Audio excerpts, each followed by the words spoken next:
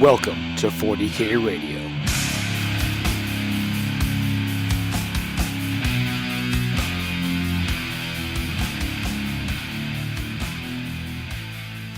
Hello and welcome to episode 106 of 40K Radio. I'm your host, Matt Alex. With me, as always, is JF. Hey. And Amy. Hello. We've got a couple things to talk about today. Courtesy of Games Workshop, they did send us some Underworlds boxes, as well as a preview copy of the Space Marine Codex and some Marine kits. But as always, we'll just start out by talking about what we've done hobby-wise lately, and we'll start with Amy today. Okay, so we're going to talk about it more later, but hobby-wise, I am very much about this new Underworlds box. It is so good, Death Gorge.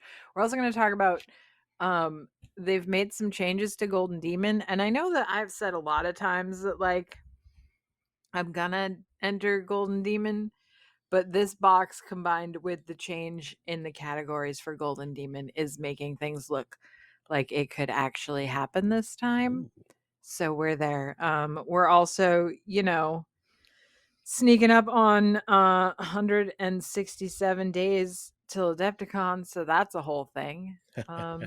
So that's where I'm at right now. It's a lot of things up in the air, and I'm very excited to be back into Underworlds. Finally. But that's what I'm up to. How about you, Jeff? I have been delving into creating my own conversion pieces in 3D sculpting and getting them printed in 3D. So that's pretty magical.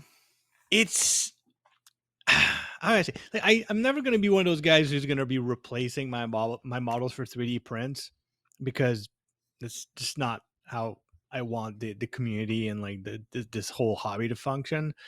Yeah. But being able to say, well, I want this really weird weapon 20 times for the units I have, and being able to just make one and make like little conversion kits and just glue that to the original models, that is fun. It really makes you feel like you have a lot more power over your hobby. So that's interesting, but it is a learning curve. I did play some more of my Tyranids. I played against Necrons, and woo, Necrons, hard to get off the table. They come back or something like that. It's crazy. Oh, with the right combination of characters and units, they get a lot of rolling dice. Reanimation protocol, and everything has reanimation protocol because that kind of replaces living metal. And their weapons are very efficient. They feel like they have it all. I'll be honest, like I was looking at some of those rules and really made me curious, like how Necrons are not higher in the whole meta watch thing. Yeah. And it did bring up the question is, are top tier tournament players really that smart? I feel like they're missing something here. They're just waiting for the Codex to drop, because I think Necrons is the next one, right? Yeah, that's true. Shortly after Adeptus Mechanicus. Yeah, it's gonna be one or the other. But I feel the actually what it did make me kind of think of is, I think there's a problem with how the meta is being used, because the reason why an army may be doing bad may not necessarily be because it's bad, but because it's being targeted as such. Right. Like, I'll give you an example. Like, let's say you have an army that has some obvious advantages, and everybody agrees that if you take these types of units, you can nullify that advantage.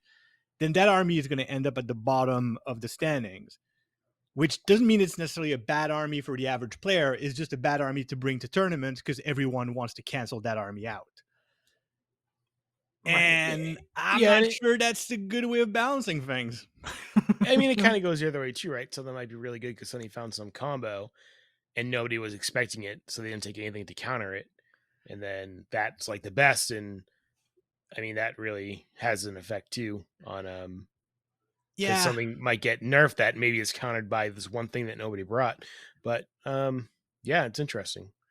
That's one of those things I'll never understand, right? Is the jumping onto the meta, like, because there is like the human component to it. Like there are armies that I am just not going to, like, as a person, no matter how good I am, I'm not going to wrap my head around the ideal ways to play them. And so I just like well, we're all going to buy this one army cuz it did really good and this is how you do it. I've watched it happen in Magic too when I worked at the game store. And it's just like, "Oh, this deck is great, so let's all buy it." Okay. I That don't. Well, happens it's at my local store, right? They have a monthly tournament, ITC tournament for 40K, and whatever you can bet whatever won the last big tournament, there'll be at least 3 or 4 people there that have that army. well, and Um, the thing is, and this is kind of goes back to the "Are they so smart?" question: is you don't need to wrap your mind around how the army works because someone on the internet will tell you. That's true. right, yeah, they'll just Yeah. do And a if you hardcore if thing. you look at the success that armies like say the Aldars have had, it's not complicated. There's Yeah. no genius sat down and really like crunched the numbers. There was just a broken way of playing certain units. Mm. Um, Anyways, I'm just like honestly, like none of this is ever going to affect me because I'm not going to do like tournament things.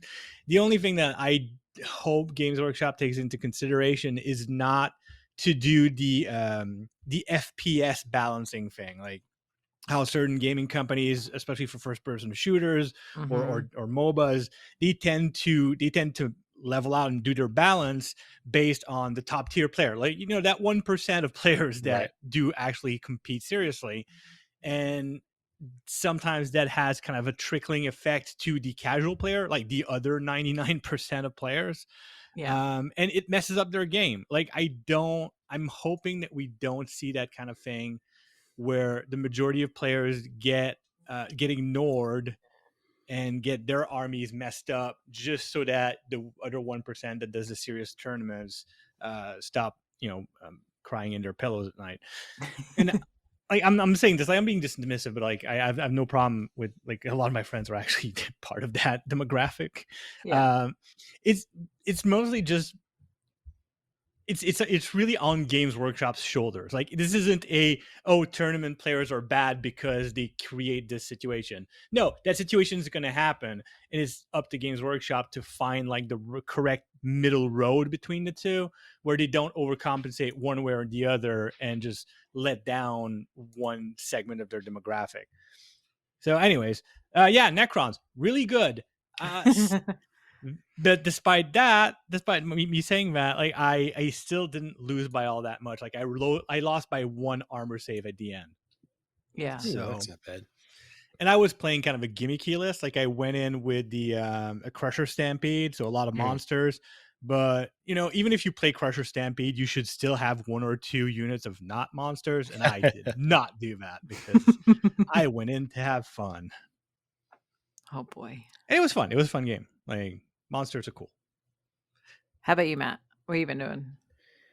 Not much. I've been pretty busy with work, but I did get to play, which we'll talk about later, one game with the new Space Marine Codex to give it a try. Nice.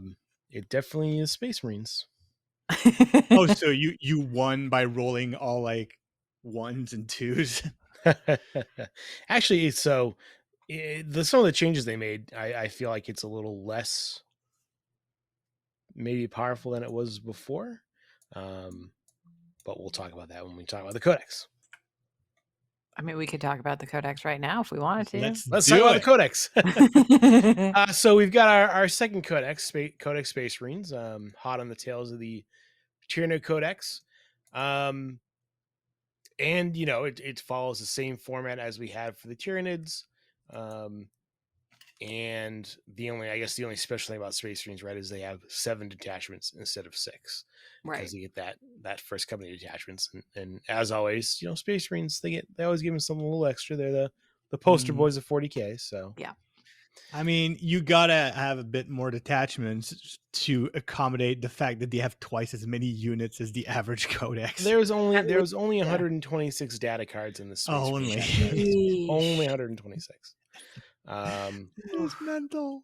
That's so many. Calm Like, down. it's a lot.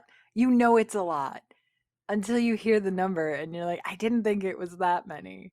And then you think about how many have kind of just faded away or Yeah. oh, yeah, there's been like as they already kind of talked about, right? There's some units got lost in the new codex. Yep. I hopefully a lot of people out there didn't go crazy buying scouts because you just got a new kit. Yeah. Which was not on the not out for order yet though, which was interesting. But I think some of the big things in the book is the Primaris and Firstborn. The split between them is pretty much gone. I mean, there's still Rhinos and Razorbacks and Impulsors still only hold one specific type of unit. But a lot of the other stuff where it used to be separated, that isn't a thing anymore.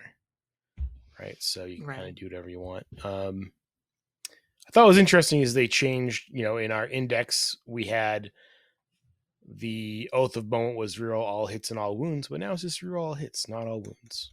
Nice. That's good. Which I think, yeah, because it really used to be, okay, this is Oath of Momented and it's going to die unless I roll really, really bad. Well, even if you roll super bad, like there's rerolls and there's so many things. Yeah. You could pretty much just pick what was going to die for one turn and only rerolling hits now instead of hits and wounds. At least there's a chance. I think, which is actually is depending on the army you're using and how you're composing your army, right? There was a lot of times where you'd have wounds because they upped monsters and vehicles on their toughness that you're looking for 5 wounds anyway. So losing that reroll to wound makes those things in your opponent's army a bit more survival, which is kind of what they said they were going for anyway, right? Right. So like you said, overall there's 6 detachments. Or 7 detachments. The one from the index, the Gladius Task Force, still exists. Same thing. And now what's interesting is the way that they did these ones in here. Like when we were looking at, they kind of go off keywords again, just like the tuner one, except these ones tend to go off weapon keywords, right? So there's the Anvil Siege Force, which affects weapons that have heavy. Or I should say all weapons have heavy, and then weapons that already have it get +1 to wound if you remain stationary. The Ironstorm Spearhead. This attachment provides a reroll for every unit, so it's sort of like almost like the Eldari special rule. The Firestorm Assault Force, same thing as this one goes off assault weapons. So every ranged weapon has assault and +1 strength when attacking within 12. Which is great for that's great for just like the name implies, right? Flamers and all your assault weapons.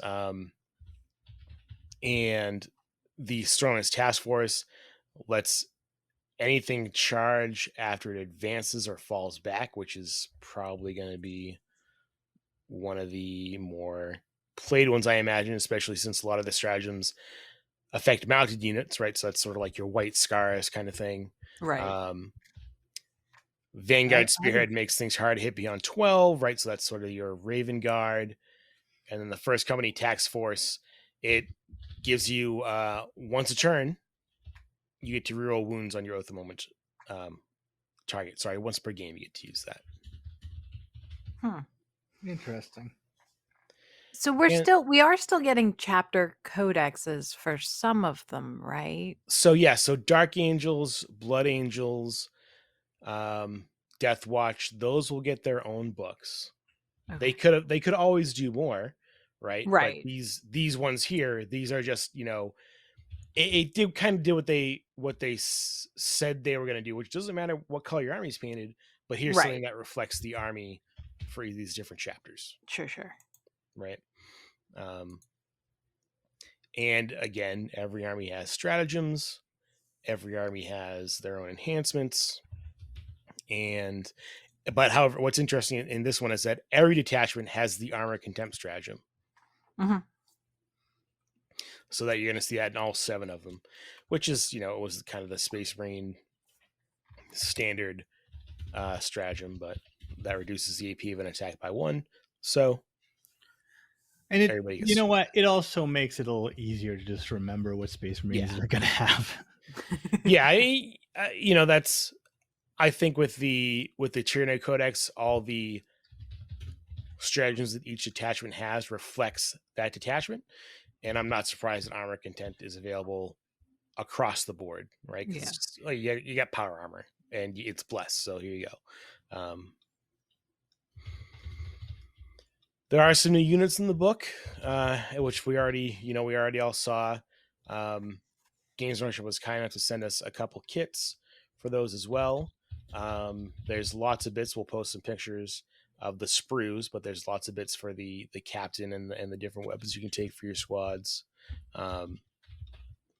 Unfortunately, as we talked about last time, there's no Assault Terminator kit yet. That is TBD. It's the one kit I need. I know. You never need Space Marines. I The never. one time you Yeah. need Space Marines. Of all the new stuff, I went through my Leviathan box, like, all right, I need some Space Marines for that thing I'm doing. And all right, which ones do I need? I need the Terminators, but I need them to be assault. Oh. Hey, we're not doing Assault Terminators, man. Yeah, because obviously my reaction was, it's okay, I'll get them when the Codex comes out. Wah No. wah. and as we talked about, a few minutes ago, the Scout Squad is the only new squad that is not up for pre-order yet. Yeah. So it It isn't might on have the been initial. delayed. It might you know how it is. Yeah. We've been through it. Yeah, not part of the initial wave, but I'm sure we'll see it soon. We've So been through really, it the and only going two new data sheets you get, because the Scout kit is just a new Scout kit, right? The Terminator kit is just a new Right. Terminator kit. Right. Is the Assault Intercessors with jump packs, which are almost a direct replacement for Assault Squads, right? They're just Sure. they're Primaris dudes. And you get a few more options for the squad. And then the Company of Heroes, or Company Heroes squad, which is really it's a Primaris command squad, or I Yeah. guess not necessarily Primaris, but it's the new It's command a- squad, really. Right. So there's, I guess now 100 and still probably around 126, right? Because they lost a couple, gained a couple. So Yeah. That's so many. and there's been a few rule tweaks across the board. Again, the points in the Codex are not necessarily the current points, and actually, when you see this or when you hear this, they should have already done an announcement that, hey, here's a new updated field manual that has the updated points for the Space Marines. Mm. So, It's like a guideline, kind of. Yeah. The ones in the book. It's not good. They do it because we're all so used to it and we'll riot without them. But, or, in 20 years when someone's like, man, 10th edition was where it's at.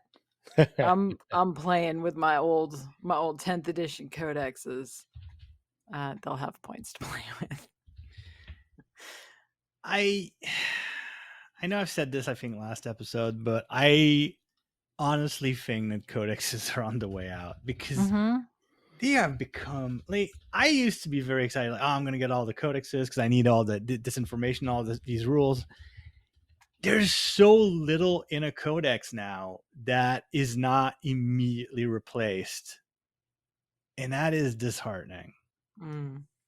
Like, give me a higher tier subscription to the app or to Warhammer Plus that gives me access to the rules independently. Put out codexes that are rich, that really minimize the rules in the back, because they're all going to get replaced or patched or errataed, and really gives you more rich content for images, painting guides. Like, go for the fluff, give us some lore. Yeah, if you want to talk about units in a lore perspective, right? Like, if you want to build White Scars, then here are, thematically things that they might want to have. Exactly. Yeah. Because as far as rules are concerned, it's becoming very fuzzy what you're actually getting out of a codex. And I guess it's kind of viable for 10th edition. By the time we get to an 11th edition, if ever we get there, it's not. It's. I can't. I know that they are already thinking about it. Like, I understand how production works, but Can we Well, not? but that's the thing. Like, if they're already thinking about it, listen, Games Workshop, if you're listening, start thinking about a different way of distributing your rules that is not through codexes, because those tires are threadbare. Yeah. That said, I will still buy a pretty book. Like, put out the pretty books. I'll buy them. Yeah, I'll buy the pretty books, but yeah, make the books prettier so I buy them because they're pretty, not because there's rules in them. Yeah. I mean, not that these are not very, very pretty. They are.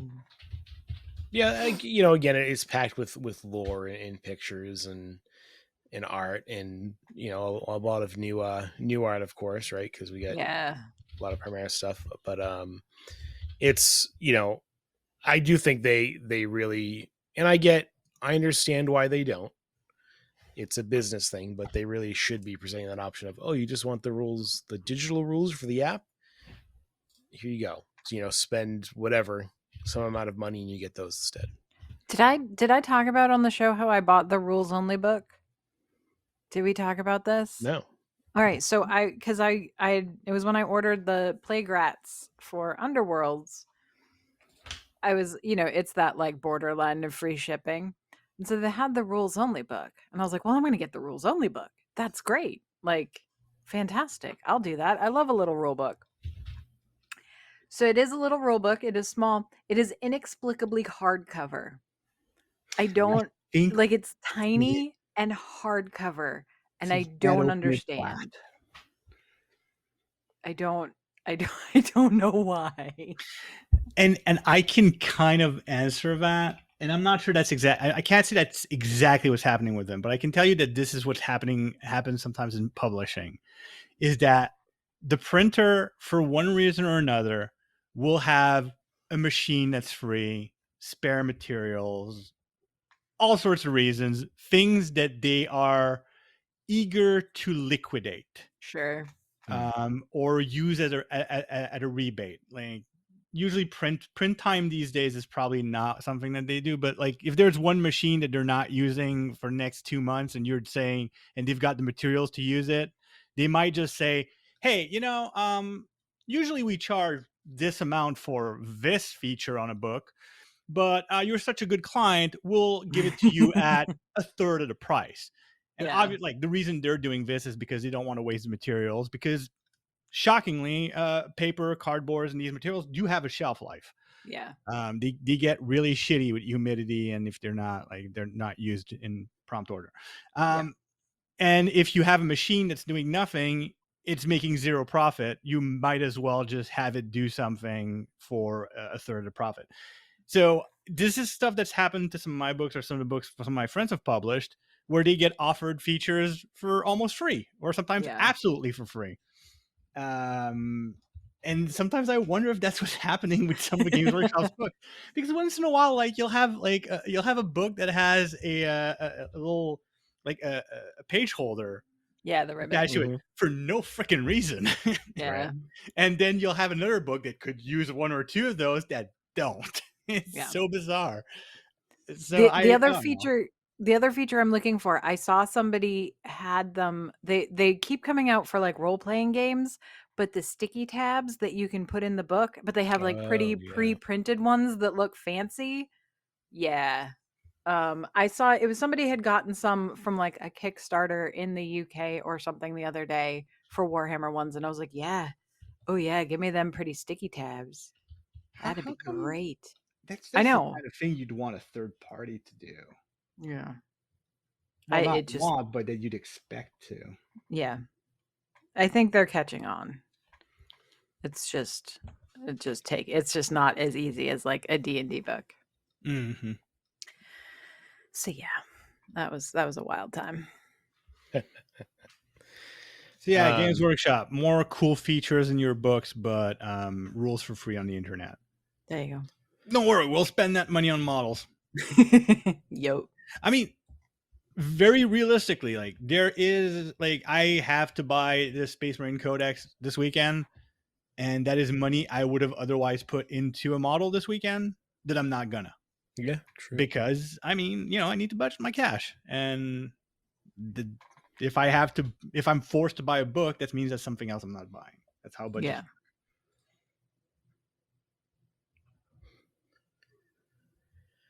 Yeah, it'll. I'm sure the printer owes them after the Legions Imperialis debacle. Oh yeah.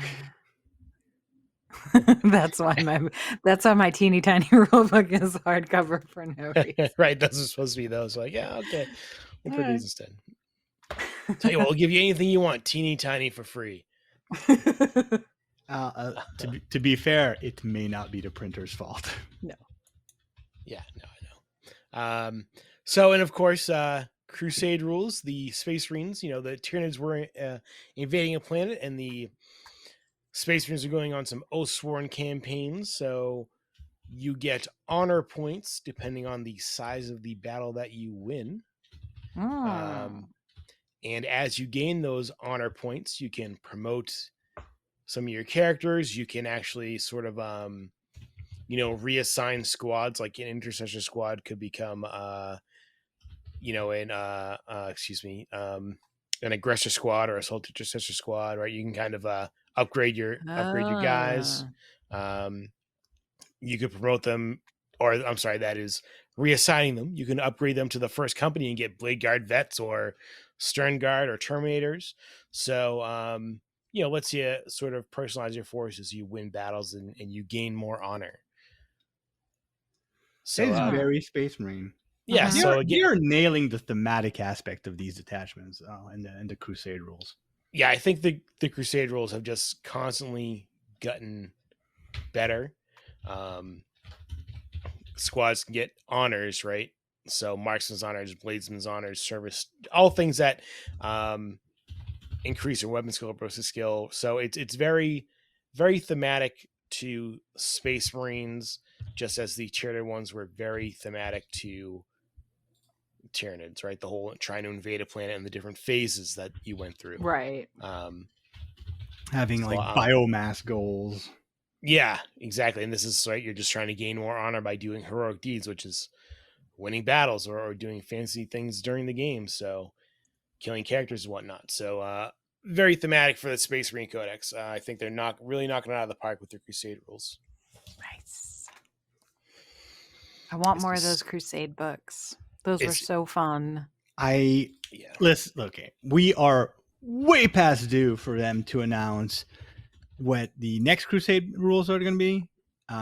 Give us maybe a little bit of teasers of what to expect for the Necrons and Admech, but more importantly, because it may tie into all of these things, next season of Kill Team. Well, we have a preview coming up in on the 14th. A week. Yeah. I am.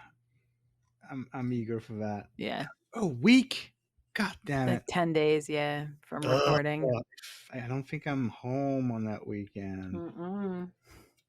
Welcome to 40K Radio, where Jeff just whines. No, it's gonna be good. I'm pretty excited. They have to tell us about Kill Team.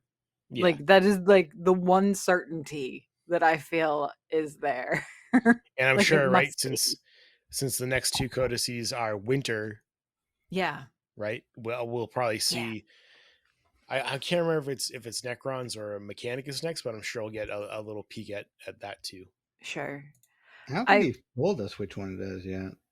I think they're. I'll look it up. The roadmap. But the roadmap just puts both. I think they're just in bubbles. They're in winter or whatever they are. So we'll might see which one is the next one. Yeah. Or maybe they'll have another little contest for Space Marines to lose. I mean, Admechs to lose. Yeah.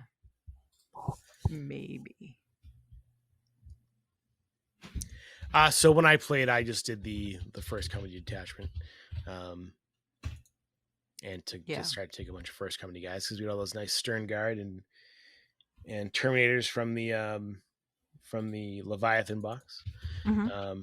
So we only played 1,000 points, but it was fun. I mean, it felt, I guess, very Space Marine-y, right? Which is what you expect, right?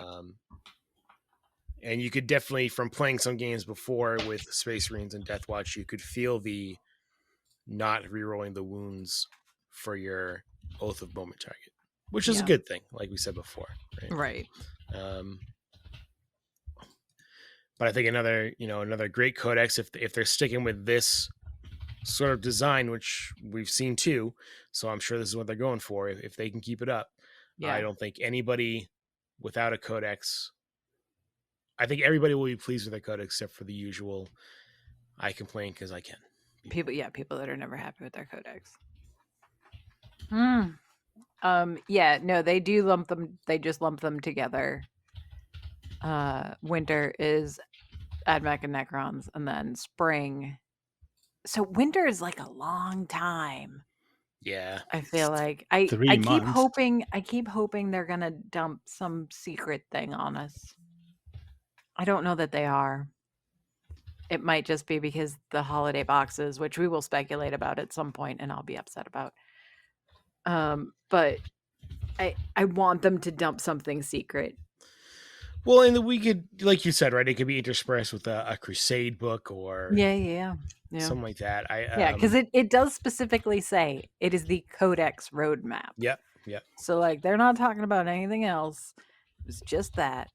And the spring is Dark Angels, Orcs, Custodes, Tau, and Chaos Space Marines, which is a lot comparatively. Yeah, I mean, I guess they're looking at. I wonder what Games Workshop considers spring. Yeah, you know what I mean. Just like what do they consider winter? Right, it's unknowable. Time has no meaning. It also could be. They should do it by. They should base their seasons on the events, right? Like it's They LVO should. season. Great. It's Adepticon season. Great. Right. These are things as the Adepticon Orthodox. These are things I understand. I go, yes. Yes. And I'm Oh, Nova speaking your- season. I in your known understand. season. Yeah, none of this Gregorian calendar or whatever the No. hell. Like, Boo. Happy give Warhammer me Fest to those who celebrate. exactly. Give Right. me Yeah. Wargamer Orthodox calendar. Yeah. I like it. Let the world adapt to my needs. It'll be interesting to see, like we said, what they consider spring, because it sounds like, okay, here's one every couple months, and all of a sudden here's 5. Yeah. Well, if it's the only thing that's coming out, or No, that's there's true. no like big reworks, if they're just books and one model, Right. I mean, that's fine. So yeah, I mean, remember, we were promised that every book does come with new kits. They didn't say how many, Right. but We talked about that with Psychic Awakening. Yeah, hopefully it's not another Psychic Awakening. There's a couple new things, or even if there's only like with the Space Marines, right? 1 or 2 new. I mean, Tyrann's got a whole bunch, but 1 or 2 new data sheets, but then some reworks of some really old kits.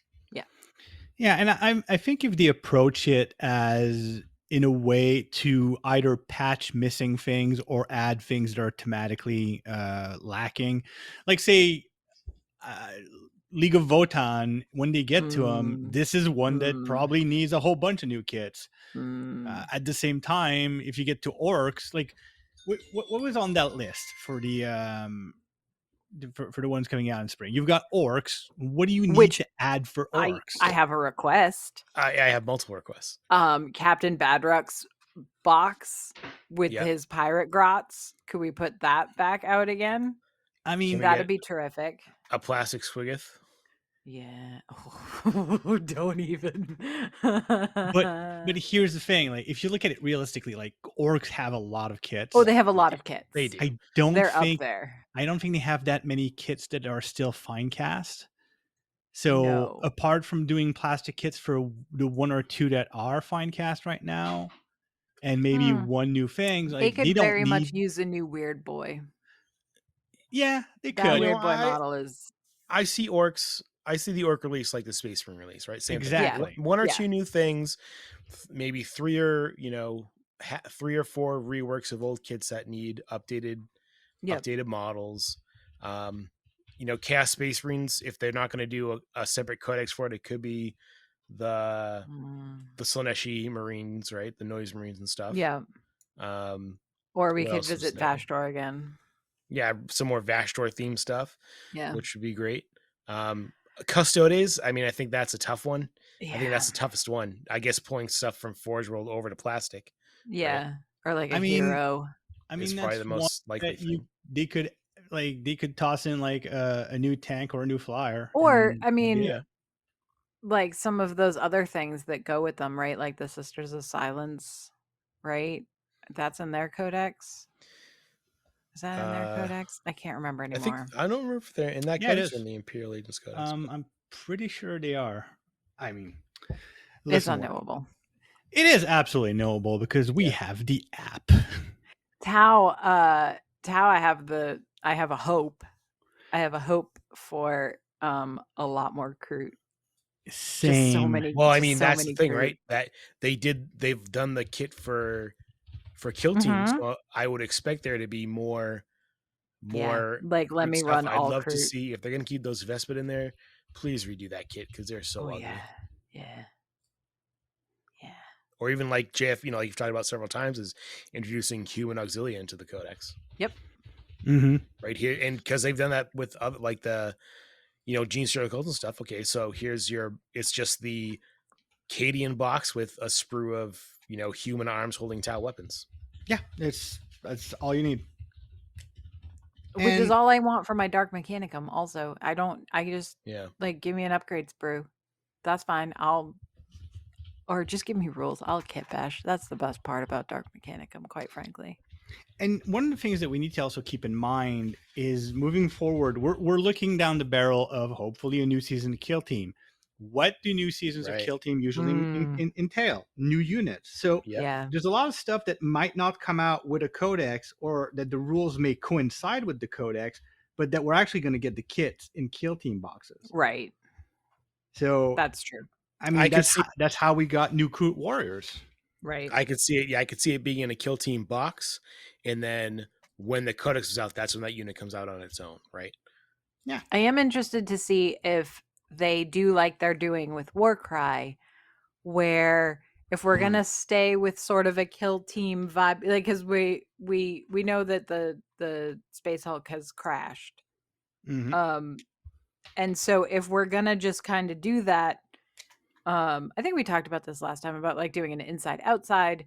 There's a Yeah, lot of possibilities, but of doing the kits that are 2 kill teams and a centerpiece piece of terrain, or some sort of like if it's a functional piece, like we've had so many on the Gallo Dark, like something that's really thematic instead of like here's a whole nother set of terrain for you. yeah. I could And see them you know, kicking off the season with like a normal full size or a usual kill team box, sure. but then everyone after that, that'd be great if it was just here's your 2 kill teams, a centerpiece in And the a cool book, and thing. it's Yeah. you know Yeah. way cheaper than Mm-hmm. what you Because we get. have so much terrain. Yeah. So And much. and I mean, it in a way you can kind of borrow from the Conquest magazine model, where and that Mm, is a little bit what they did last season with Kill Team, where all right, well, you yeah. bought one Kill Team box and that's enough to like play Kill Team, but if you buy a second one, that's enough to play some 40K. Mm-hmm. And in the case of last season, like if you bought all 4 of the boxes, you had enough for 2 tables of 40K, which is a bit much. Yeah. But scale that down so that after a season of Kill Team, if you buy all 4 boxes, the size of what's in those boxes is the equivalent of maybe half of what we got last season, and you do wind Yeah. up with a table of 40K. I Yeah. mean, it's a fun way of getting into the hobby, or just starting over in the hobby in a way. Mm-hmm. Like, oh, this year let's do Kill Team this year, and once we're done with Kill Team, that'll be our jumping off point to our next leg of 40K. Right.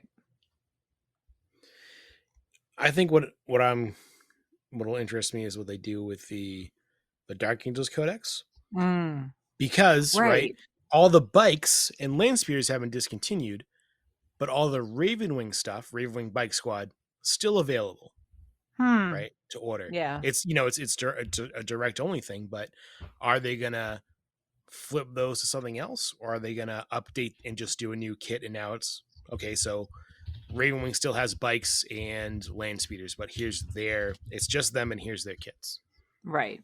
because that's a good opportunity also for the design team to do relic bikes, like basically Yeah. very much inspired into what the old bikes were, having not the non like the first generation or whatever look of the bikes, but make them more detailed, make them look a little bit more relic-y, add some doodads and some bones. I guess you can put a skeleton on there. You know how they do. Yeah. I have a feeling that Ravenwing bikers will become just like what they say with Sterner now, where it's like, well, you could be a Primaris or a regular Space Marine. You just get assigned to the Ravenwing. You know what I Yeah. mean? Yeah. And I don't know what they're going to do with speeders, because those are just gone, right? Because there wasn't a Ravenwing speeder kit before. It was just, here's a speeder kit. But it'll be interesting to see because that's been, I mean, the Ravenwing has been such a strong part of that codex for so long. Right. Right. Yeah, but it'll be interesting to see, what all the new, what Devs Mechanicus and Necron's next, like what will they be getting? Because Necron's got a huge upfit, Right. last edition. Last edition. But, Actually, AdMech did too. Yeah, they AdMech put are in not and- they're not missing a lot. AdMech No. is they went from being 2 codexes to to being one codex with a lot of models. I mean, they could also always just say, well, all those knights we've released recently, well, those are in the AdMech Codex too now. So there's all your new models. I don't guess think they will, but they could. I guess, but the thing is with the AdMech, with the knights, is that AdMechs already have rules to have AdMech knights, Yeah. so they don't need to do that. True. I mean, the only things that they're kind of missing is big cannons on tracks, which they used to have at Forge World. Yeah, they could do those, put those. It'd be interesting to see if, like, for stuff like AdMech and custodians stuff, just here's some stuff that was Forge World only, and now it's in plastic. And here's a cool looking dude. Yeah, like maybe we'll get another tech priest. I remember listening to the Voxcast back in the day, and they were talking to Jez Goodwin about the Adeptus Mechanicus, and it was like right when that second wave of models came out, and he was talking about, like they've got sketches for 5 or 6 more tech priests that they could do that would be like very different and very cool. And yeah, there's definitely, they could very much lean into the creepy, like, because right now we've got things like the Dune Crawler, which is cool and like mechanical, and you've got like the Cataphron dudes, but all our tech priests are just dudes on Mechadendrite or on foot. Can I have a tech priest that's been kind of like melded into a tank? Can I have a tank tech priest? I feel like that's something that they should do. Give me more flying babies. Yeah. Nah, flying babies. Yeah. Not creepy. You see chair models, and a lot of people are like, "Oh, those are cute." Then you kind of have to look at them and be like, "Well, no, those are actually like not. babies that they took and sort of put a bunch of mechanical parts into because they thought they would be more in tune with the Emperor." So, anyway, but they're the good guys. Yeah, the Empire's the good guys. Don't worry about it. Yeah. So yeah, we went off on a tangent there, but I think it all relates back right to the Space Marine Codex and their release. I think it's looking bright for 40K players. I think anybody. Like you said, I expect Votan to be a huge second wave, just like Sisters was. Yeah. I want them to speed it up, but I also don't want them to speed it up. You know what I mean? I don't want them to rush it. I want them to rush speed it up, but I also, I want everybody else to doesn't get a codex to get another detachment or something. Just But no, again, just like the Tyranid Codex, none of these detachments are like, oh man, this is going to break the game. Right. It's just more options.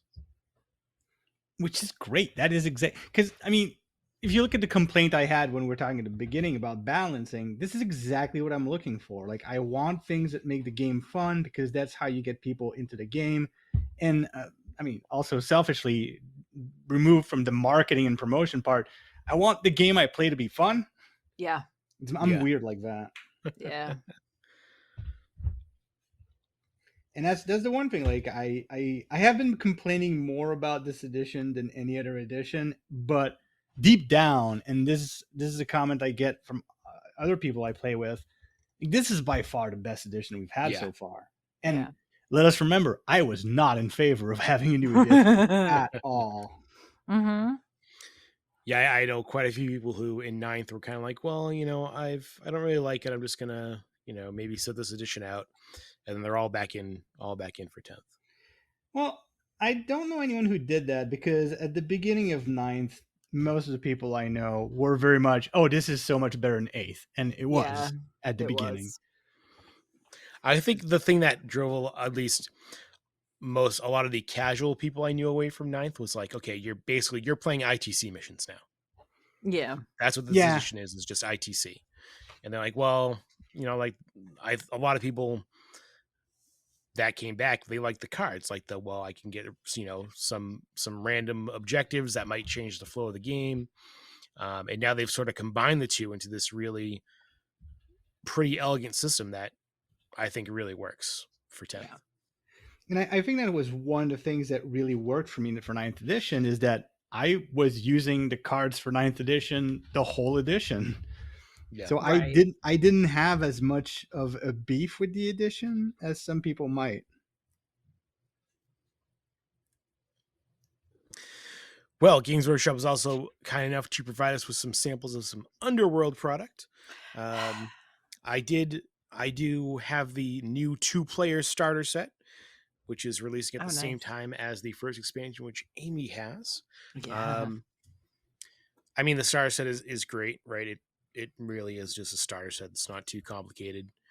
You have some older war bands in here, the Sepulchral Guard and the Iron Soul Condemners, and it's got the full rule book, the double-sided board, right? Everything you need to play right in this box. Yep. Great, and it also has the Rivals decks, which kind of we talked about them a little bit last week. They just well balanced decks. You don't have to do any deck building, and I mean it's a perfect starter set for this game, and it's got 2 great looking warbands. I really like the skeletons in here.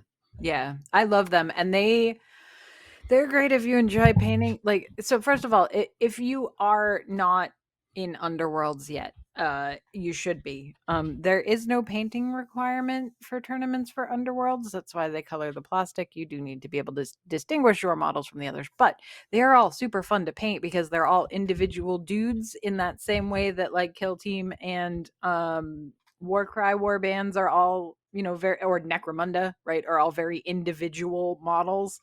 These warbands are like that.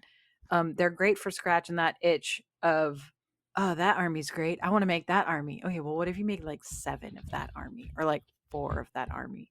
The Sepulchral Guard came out close to the time. I think it was, no, I guess it was before. That's one of the earliest ones. It's from the first season. Real great with contrast paint. No problem. You just slap some whatever that one is, bone something on there. Good to go. No problem. Some rusty metal, get some dirty down. Good to go. They look fantastic. You can get fancy with some verdigris. You sure can, if that's your jam. I like the 2-player starter boxes for the very new, so that you're not quite so overwhelmed by everything else. Yeah, it's a great. I mean, I popped it open and looked at it, and this is, I was in, I'm out. Now I'm kind of dipping my toe back in with the starter set. So I have Death Gorge, and Death Gorge is incredible. I lost my mind. If you watched the Warhammer Workshop preview video that I did, the preview review that I did when JF was out of the country, and so I had to wrangle our friend Travis to listen to me yap about everything. Travis did a good job. He did a good job. He said, oh yeah, in all of the places that he was supposed to. While I went on. I was so excited about this box. So it's very cool. The I really want to talk about the boards because we've seen the models. The models are incredible.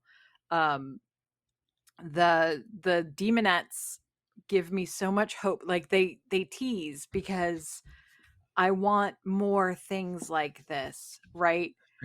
Because they're all different and they all look like they've maybe received blessings from Slanesh in rather different ways from each other. But they are all in that, right? Because we lose sight of Slanesh is the god of excess of all Mhm. the kinds. And I feel like Sigmar does that a little better than 40k does. Yeah. Because they have whatever his name is that's not gluttonous but is they have him and stuff like that. Yeah, it was a little palanquin being pulled by some crab dudes. Yeah.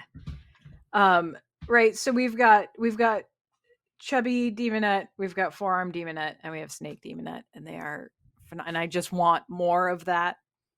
Because like the regular demonettes are great, but in the same way that like the new chaos cultists are so cool because they're all so weird, especially like the more advanced ones. Yeah, I want that.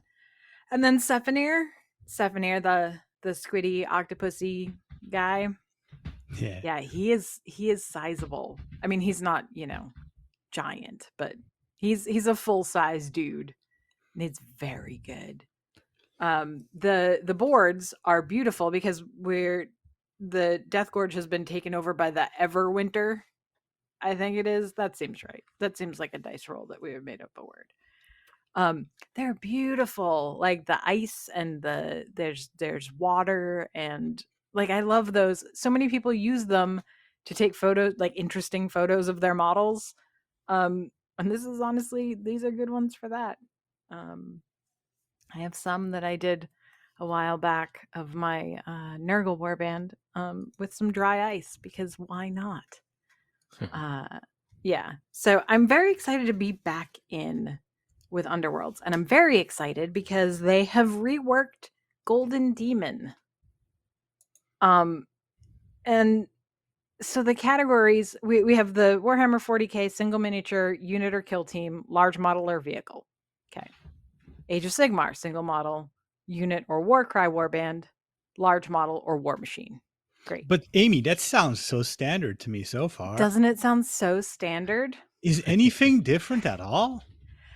Well, we do still have epic scale, young bloods, diorama and duel, and the open category, per usual. But now there is Middle Earth, Horus Heresy, Underworlds, Necromunda, Mhm. and Blood Bowl. This is so exciting. Yeah. So exciting because it was, like you could always enter them in any of the categories that existed, but for them to have their own category is very exciting. And I am so into it. And I am like, I'm looking at all of those Necromunda models that I have said, oh, I really want that, but I don't really need it. Yeah. And Right. I'm like, well, Well, I mean, I could just do it for this. obviously. So it might happen. And I'm thinking that these demonettes are going to be it. Nice. Is honestly how I'm currently leaning. Because my one sort of requirement was that it be something I could still get. So that if I wanted to like have a second go at it, I could get another one and, do a take two. A lot of those warbands that are out of print are going for a ridiculous amount of money on eBay. Did you just find a new source of revenue? I know because I need mine because they're precious to me. You know what's There you interesting go. about that is so Moog's Mob, Yep. right? Yep. Hugely expensive, right? On Yeah. eBay currently. Gonna be in the whatever the Conquest magazine, the Age of Sigmar equivalent. Oh, is it? Yeah. So I I'm hoping. I don't understand why but like, and so there's some of them that they released as like just like little unit boxes without the cards in Age of Sigmar, but not all of them, and that is disappointing Yeah. because for this, I don't need the cards. I have the cards. I just would maybe like some more models. Nope. Yeah, I I'm think excited about the Middle Earth category too, because there's usually some really good stuff in there. yeah, and it's a lot of people, like everyone I know that buys these models, they're like, I just love them, and I'm just just gonna wanna paint paint them, 'em." and maybe someday someone will play with me, and Yeah. they just paint them so beautifully. Yeah, Middle Earth players, especially when I worked for Games Workshop, they wouldn't necessarily play in the store, but they no, would buy at least one of everything. yeah, yeah. We And had then one guy in my disappear. store, just Yeah. here you go. I'm not gonna do it, and then would immediately pre-order one of everything. Yeah. Good, good. I'm proud. But of yeah, him. those are some really let's just see a lot more cool stuff in Yeah, Golden Demon. yeah.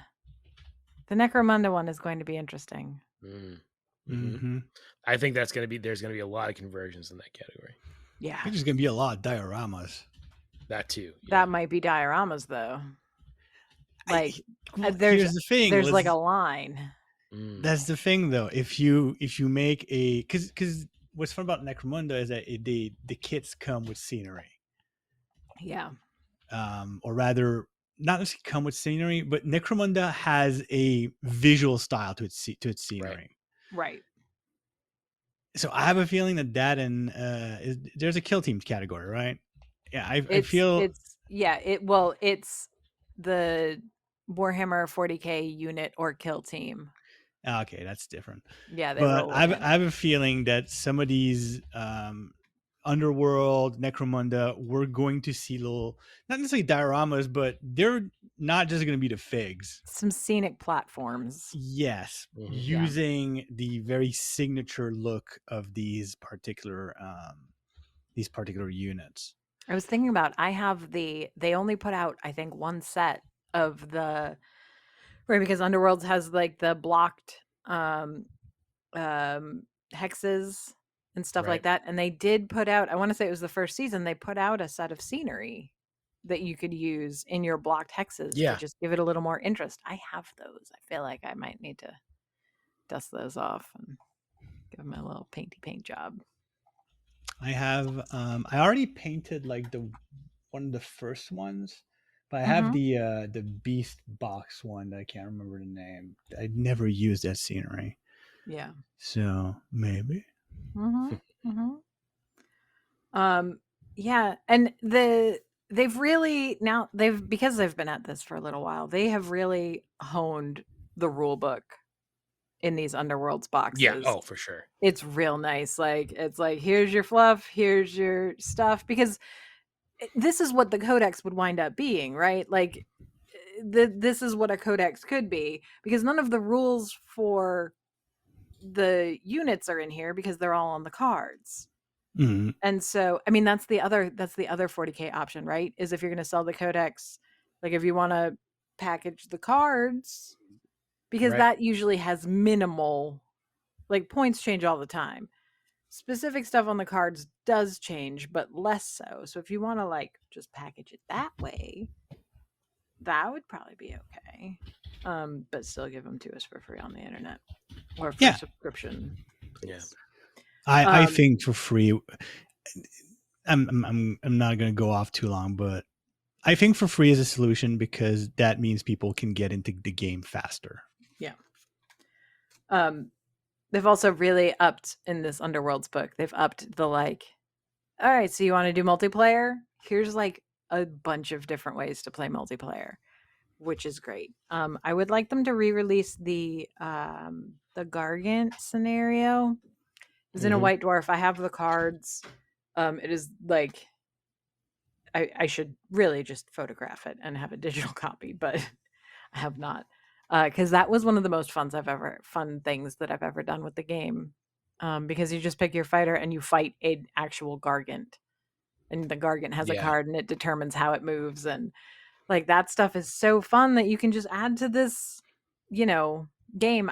This is my favorite because it's like halfway between a board game and a miniature game, and part of it's a card game. And you can convince almost anybody to try it. Like, whatever your gamer friend is into, you'd be like, come on, look at what this has. Come on in. I mean, this is one of the things I think is lacking in general for all Games Workshop games is cooperative options. just in Yeah. general. Like give me Underworld or give me Warcry or Kill Team where I have a boss fight that I can play with my friends. Yeah. Well, that's what the Gargant was, and it's incredible. Yeah. I like a good boss fight. Boss fights are fun because then it gives you that chance too. If you've got that big bad model that you don't actually ever take to play in a real game because Right. you never play games that are that big, you'd be like, all right, this is what we're fighting. This is our guy. Mm-hmm. Well, I think they should do more of that for Warcry, especially too, right? Because Yeah. not Warcry, I should say Underworlds, because Warcry has the monsters that you can go off Right. and fight, Right. and they should just, even if they just make rules for those monsters for Underworlds. You know, the other thing we haven't heard about that we may be hearing about at the preview is the next Warhammer quest. Oh, That is something that has kind of fallen off the radar, isn't it? Yeah, because we don't talk about the game that won't be talked about. Hopefully they learn from Blackstone Fortress and realize that people want these things and it should not necessarily be such a limited run. But what if they put out those little spider bots again? Yeah. Hey, okay. Here's the thing. Right? You know what? One of the problems with having rules, not having physical rules, would solve. Free up some SKUs. Yeah. Because that's why sometimes they need to rotate things out, is because you run out of SKUs. Well, no more SKUs for like codexes. That's like how many SKUs do you free up? Like 20, 30? Yeah. All that shelf space in the stores. You can fit so many models in this baby. Yeah. There you go. There's your solution. I like it. I am so against codexes this edition.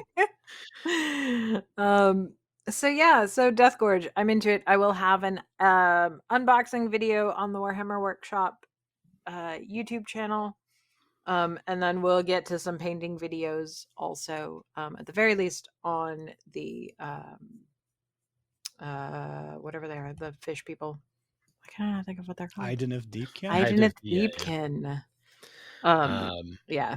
And I should say that the stars that we were sent, there's 2 star sets right now, right? There's one that has more cards where you can make your own deck. It's got a different Stormcast Warband. This one has just the Rivals decks and is available at select retailers, which in Games Workshop speak usually means at Barnes & Noble. Barnes & Noble, yeah. Yeah. It's a good one, though. I love Rivals decks. Yeah, so, and also this box comes with the Rivals decks for these 2 Warbands and 2 other Rivals decks. Great. Love it. And one sort of surprise announcement was teaming up with Tomy. Yeah. For some 4 adorable Warhammer plushies. I only care about 3. I don't care about the one that's coming in late. Yeah. I mean, the Gryph-hound is cute. But he's not cute. A grot, a nurgling, or a squig. He's not a grot, a nurgling, or a squig. The trifecta of little guys. Now, I've already got a tiny nurgling, so I think I'm covered on that front. Yeah. But a grot and a squig, especially a squig. Yeah. Especially after last year. Yeah. And the Nashus debacle, because he was a choking hazard and they recalled him and I couldn't get one anyway. And I would have tried not to choke on him. The nurgling is cute. Well, the nurgling is cute. He's not as, I feel like why are we not doing sassy nurgling? Yeah. Sassy nurgling is what we want. Does sassy nurgling have like a lot of gear? He has a hat on. Yeah, maybe that's why. I don't know. They're real good. They're real cute. I mean, the grot's got goggles and a little wrench. Yeah. That's true. Yeah, he's a spanner grot. I did see somebody post a cosplay idea, and it was one of those grabby hands on a stick, and then one squig, and then 10 of the grots. And it's like, you're good. That's awesome. your Gretchen unit box right there. Yep. I'm in. Sold. It is technically the little unclean one. You could get you know how the Nurgling base is just a bunch of Nurglings in a stack? You get like 15 of these and dye Yeah, them just slightly different colors and different colors. Yeah, do that. But yes, they are calling him the little unclean one. I know some people who are like that. That's every child. Yeah, it's You a lot. know what? Just I little children. ones. I want them to do a lim. It can be limited because I'm not going to get on. I just want them to offer to people is the huge Nurgling that is in every Games Workshop store now. Yeah. Yeah. The thing is that huge Nurgling is not a stuffed toy. It is like there's a structure underneath. Yeah. It's more a bunch of fabric wrapped around something else. So. But I mean, they could do it. They do the giant teddy bears. They could do a. Oh, listen. There's the Snorlax like bed. Mm-hmm, I don't know if you've ever seen that, right? It's like a big beanbag. But if they're gonna do that, I say I don't want like a Nurgling or a Great Unclean one. Give me a life size squig. Yeah, they even better that you could ride around. Life size squig would be good. Like, give me a squig that's the same size as normal. So, do we want to have a little chat about Necromunda for a second? Yeah, I do, because I was just looking at it. Yeah. So they're putting out some new stuff for Necromunda. There's some cool models, some Vansar armors, and some new. There's that new ash waste person with an ash waste vulture thing. Yep. Anyways, there's fun stuff, but also they're announcing that they're putting out rules for larger games of engagements in the ash wastes of Necromunda. Yeah. Is Necromunda just becoming 40K? God, I hope not. No. Back up. Because I've been thinking. Oh boy. I don't want it to become 40K because obviously we already have a 40K and we have two 40Ks. We have a 40K and a 30K. It's a lot of Ks. We're fine. Yeah. 70K, oof, it's a lot. That's too many. And I don't think that this particular rule set actually expands the game's two sizes that are 40K level yet, but they're definitely bigger than what you usually do with Necromunda and Ash Waste. However, as we're seeing more units, now some vehicles, and we're seeing some jet bikes and some power armor and all that, I'm thinking, you know what? If you're an enterprising Spire Lord, or you're a resourceful privateer or rogue trader, going to Necromunda and hiring a bunch of these dudes to go on your mission to do things like in large enough quantities that they could pass for, I don't know, an army. That sounds doable. That sounds reasonable. Toss in a couple of other models that, you know, can be hired by these types of people that we've seen in the past or could be added. And you wind up with what could be considered maybe a codex. And that would be a weird new faction because they're not beholden necessarily to the Empire. These are the dregs of the freaking of Necromunda. These are gangers. They're all competing against each other. They don't care about the Emperor all that much. They've got their own problems. They're just there for the money and for honor. Right. So they're not necessarily Imperial. They're not necessarily Xenos. They're not necessarily Chaos. They're just their own weird thing. And then you get to have, depending on who leads them, are they pure Spire hired Necromundans, or are they with a rogue trader? Like, do we get a rogue trader faction that way? I don't know. I'm spitballing here. It'd be good. There's a lot of pretty models. There's a lot of pretty models already exist. We already know that you can make an army where you have different troops that are from different planets and types. Sure. And that could be, with the Imperial Guards, you got Catechans, you got Death Corps, you've got Kazarskan, like you've got all these different types of baseline units. Well, you could do the same thing with Necromundans, where you've got, I've hired a bunch, like I've hired a couple of gangs of Goliath and a couple of gangs of Ashers, and that's what I'm bringing to war with me because they're scrappy. I mean, and then they have their own vehicles and stuff, and their little jet bikes and their power armors that you can get to, and then you can have army rules and detachment rules that are very specific to that. Like I think I was spitballing with Amy the idea of maybe having a rule where whenever one unit of a different gang wins against destroys an enemy unit, it gives some bonuses to the other units because they get all competitive or something. Like there's fun stuff to be done there. Yeah, be pretty It'll good. be interesting to see where they go with it. Because they're clearly going somewhere bigger than just basic Necromunda, and it's an interesting twist. Yeah. And I mean, it's, they, like you said, they do point out that it's specifically in the Ash Waste, that's where all the vehicles are. Right. So lets you bump up the cost or the total points or credits of your army for pretty easily with the vehicles. Yeah. It'll be interesting to see. Yeah. Where that goes. So really, we've been seeing, Space Marine previews as we get closer and closer to the Codex. They've been sprinkling some Legions Imperialis stuff in there. We get to see teeny tiny drop pods. Tiny drop pods. With doors that open. And the next White Dwarf does have a battle report for Legions Imperialis. So you can get your fix there while we still wait for the game to actually be released.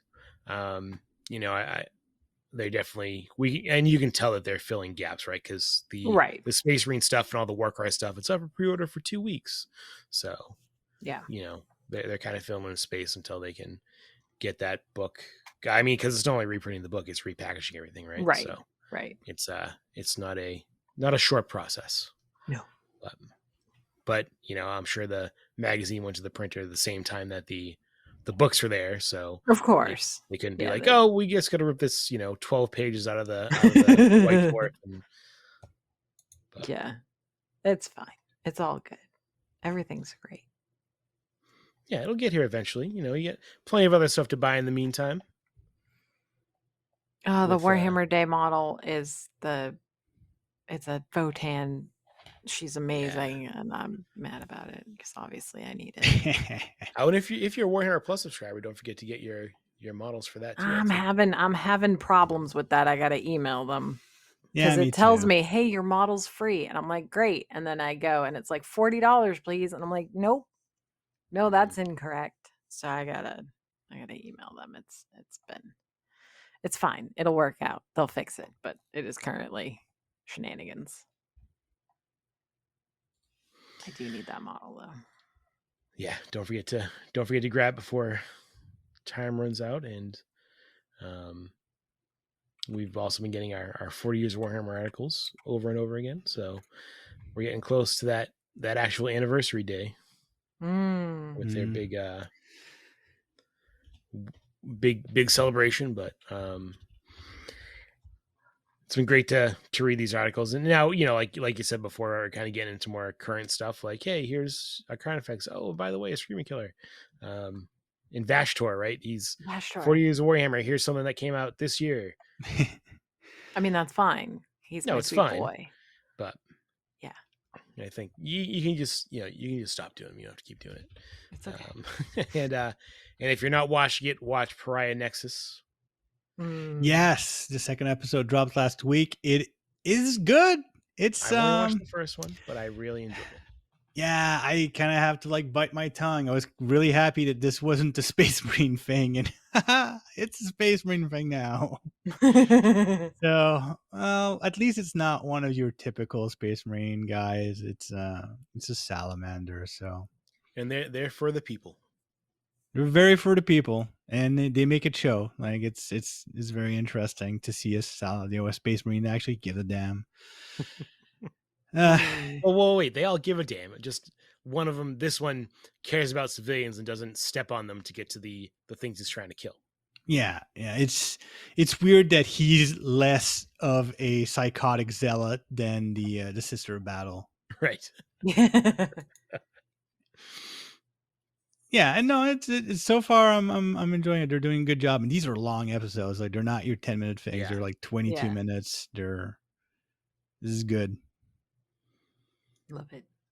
Nice. Do you guys have anything else for the folks out there?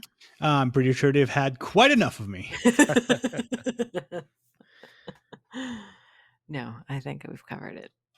All right. Well, we do. Our good friends, Geek Nation Tours, did want us to mention that they have their Japan tour is now a guaranteed departure. So that's the battlefields of Japan from the Genpei War and the Mongol invasion. Enough people have signed up, so it's happening. So please head over to geeknationtours.com if that is the kind of tour that would interest you. You get to tour a bunch of battlefields of Japan, and Terrace has done this tour before, so Yeah, my brother went on it a few years back. It's one of the best trips he's ever taken. Absolutely adored it. I mean, Japan is already an amazing place to visit. Yeah. And when you have a tour and tour guides along with it, that can show you all the different battlefields and stuff. This is definitely one of the good ones to go on, I think. And like JF said, his brother said it was one of the best tours he's ever been on. So yeah, you got to believe my brother. He knows. I mean, I've met him. He seems like a trustworthy guy. To be fair, I don't think my brother is physically capable of lying. There you go. Even better. But it is the signature Battlefield series classic samurai from the Genpei War to the Mongol invasions. And that's over on geeknationtours.com. All right, guys, connect with us on Facebook or all our various social medias. Let us know what you're working on. Post pictures of your models. You'll get to see, not only in Warhammer Workshop, but on our Facebook page, some stuff Amy's been painting from this new box set for Underworld. You get to see hopefully an awesome squid model. Oh, it's so good. Otherwise, we'll talk to you in a couple weeks.